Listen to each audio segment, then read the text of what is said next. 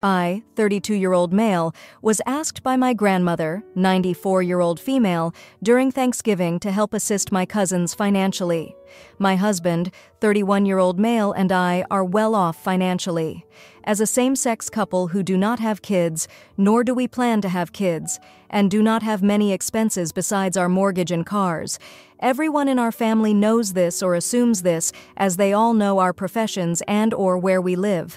My married cousins, 33-year-old male and 29-year-old female, currently have 3 children, 5-year-old male, 3-year-old male, and a 6-month-old boy. In the summer of 2022, July 4th to be exact, we had our first family gathering since the pandemic. My cousins had mentioned to me in a conversation that they wanted to try for a 3rd child. This is where I told them they were ridiculous for trying for a 3rd and that he needed to get a vasectomy. Some colorful language was used, and cousin, 29-year-old female, got upset, and this caused a huge family drama. A little background on the situation.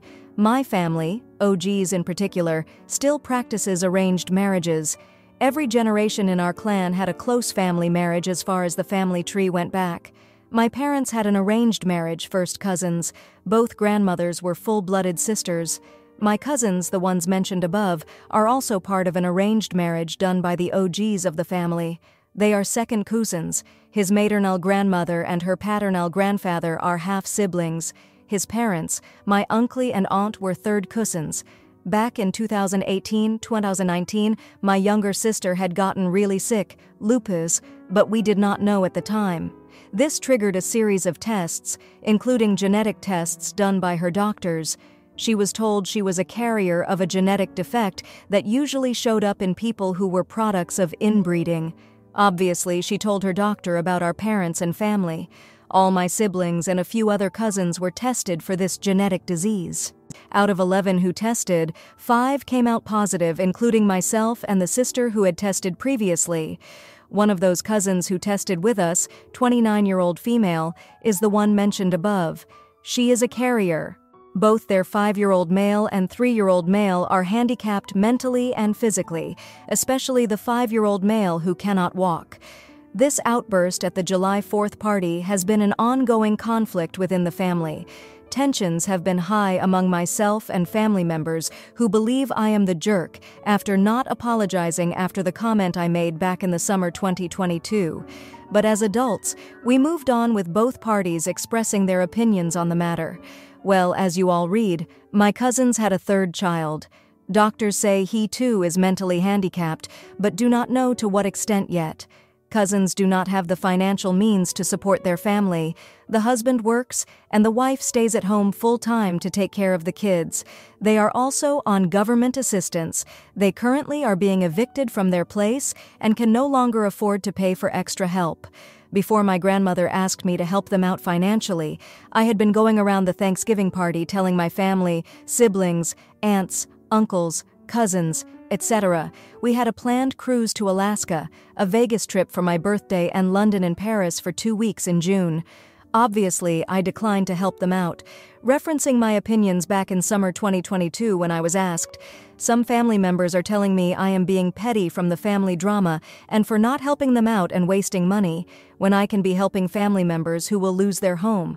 A comment from a few family members is, how come I am giving my dad $1,000 a month to help out with my half-brother, 9-year-old male, who is autistic, but will not extend the same help to my cousins who need it more? As an outside party, does it seem like I am being spiteful petty? Let me know. Now, for a few comments before the update. Comment 1. Not the idiot, but your family sounds like the modern-day Targaryens or Lannister twins. It is common knowledge that inbreeding will cause defects. History is for learning from, not reenacting in real life. Comment 2. Nope. They kept having kids knowing it would hurt said kids. They can deal with it. To knowingly bring children into the world that you knew would need extra help is selfish. Now, for the update. Thanks for all the comments on my last post. They really helped me see things from different perspectives. A lot has happened in the past 2 weeks, and I wanted to share the developments with you all. After the Thanksgiving incident, things were pretty tense. My husband and I had a lot of discussions about what to do. We both agreed that while we had our own plans and opinions, we couldn't just ignore the situation with my cousins. It was a tough spot to be in, but we decided to take a step back and think about what was truly important. We ended up canceling our Vegas trip. It wasn't an easy decision, but it felt like the right thing to do. Instead, we used that money to help my cousins with their immediate needs. We paid for their moving expenses and covered the first 3 months of rent for a new place. It wasn't a handout. We set it up as a loan, interest-free, and with a very flexible repayment plan. The husband found a new job. It doesn't pay much more than his last one, but it's enough to make a difference. The wife started doing some work from home when she can manage. It's not a lot, but it helps. They're also getting more support from the government now that their situation has changed. My family's reaction was mixed. Some were grateful that we stepped in, while others thought we were just trying to save face. But honestly, I don't care much about what they think anymore. What matters is that my cousins and their kids have a stable home now. The most surprising development came from my grandmother. She apologized for putting me on the spot during Thanksgiving. She said she didn't realize how her request would affect us and that she was proud of how we handled the situation. That meant a lot to me. As for my half-brother, I'm still helping my dad with his expenses. But now, my cousins are also getting the support they need. It's not about choosing one over the other. It's about doing what we can for our family.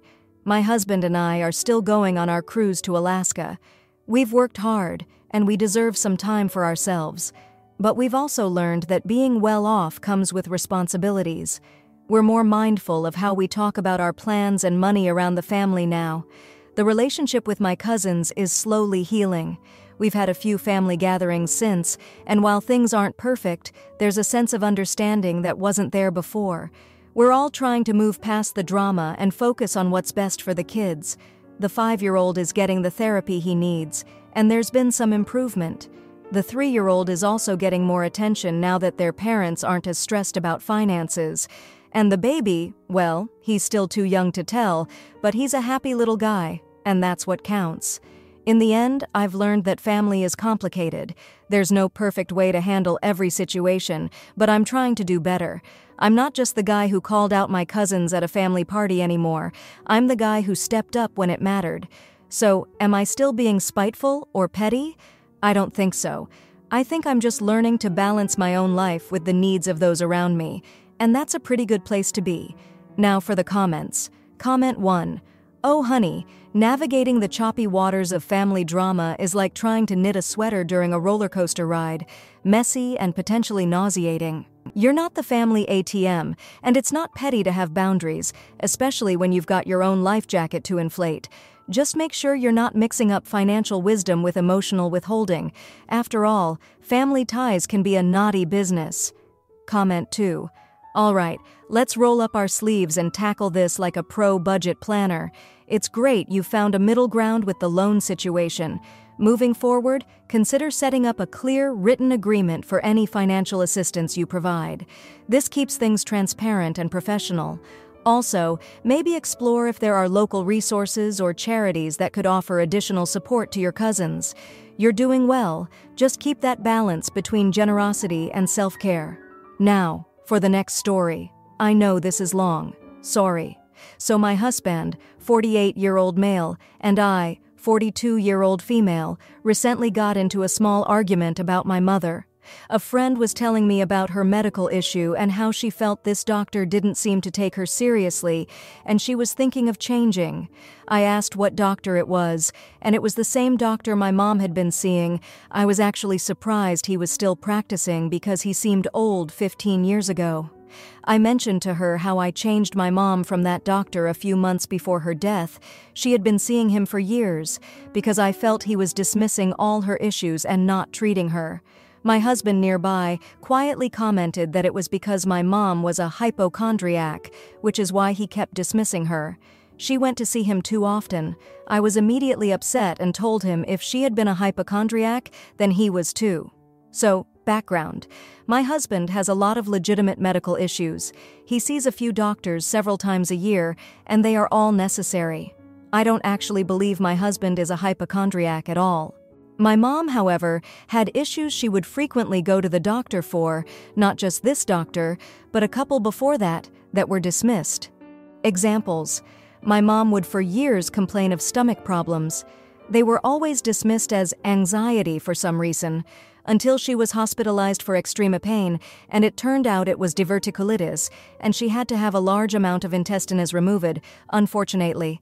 She had chest pains, AFib, heart flutters, diagnosed as anxiety by her regular doctor and given anti-anxiety medicine, until she passed out at work, and it turned out it was a genetic defect of the heart that needed surgery, and she was fine after. The one I find funny is she went to the doctor insisting she was pregnant. She was 43. He said no, it's early menopause, and sent her home. She went back a few weeks later, and he confirmed pregnancy. I was born a few months later. The one that pisses me off: she went to the doctor and told him specifically she was concerned with lung cancer because she had shortness of breath. We had 2 people in her family that had died from it, but instead of a chest x-ray or anything, he did a blood test because he said since she was not a smoker, never had been, it was not likely. Everything was fine. He told her to lose weight. She was about 30 lbs overweight by this point. Then, a couple of months later, she passed out in a store and called me to take her to the doctor. I insisted the hospital was better, but she said she had called the doctor's office, and they told her she didn't need the ER and the office was fine. After 2.5 hours in the waiting room, I insisted we go to the ER. She had had a TIA, mini stroke. At that point, after her treatment, I insisted she change doctors. She agreed. Medical records were transferred. This new doctor noted on her file that several years before, when pneumonia was suspected, she had had a chest x-ray. They had noted there was something that should be followed up on in a year to see if there was growth in her lungs. Either she was not notified, or she forgot. The doctor never followed up on it. This one did. She had stage 4 lung cancer, metastasized to her brain already. She died a few months later. So my argument is that yes, my mom went to the doctor a lot, but it was because they wouldn't take her seriously for very valid concerns. So just because he goes to doctors who actually believe him the first time doesn't make her a hypochondriac just because it took years for them to see that with her. He's misunderstanding, thinking I'm insulting him, but I'm not. I'm just trying to defend my mother. I've tried explaining to him and explained to my friend what I meant. Am I the idiot for saying that specific line to him in front of my friend? Just a note. My mom was very open about having anxiety, and I think that played a large part in her frequent dismissals of her actual issues. Edit. Grammar now. For a few comments before the update. Comment 1. Not the jerk. Medical gaslighting is significant when it comes to women. My grandmother was a legitimate hypochondriac. There's a difference. Your husband was being a jerk, and you were defending your mother. Comment 2. Women often get dismissed by male doctors, even when they later turn out to have very dangerous diseases. If a doctor dismisses your concerns, get another one, saying this to everyone. Now, for the update. 3 days have passed since the argument with my husband about my mother's medical history. The tension in the house was thick enough to cut with a knife.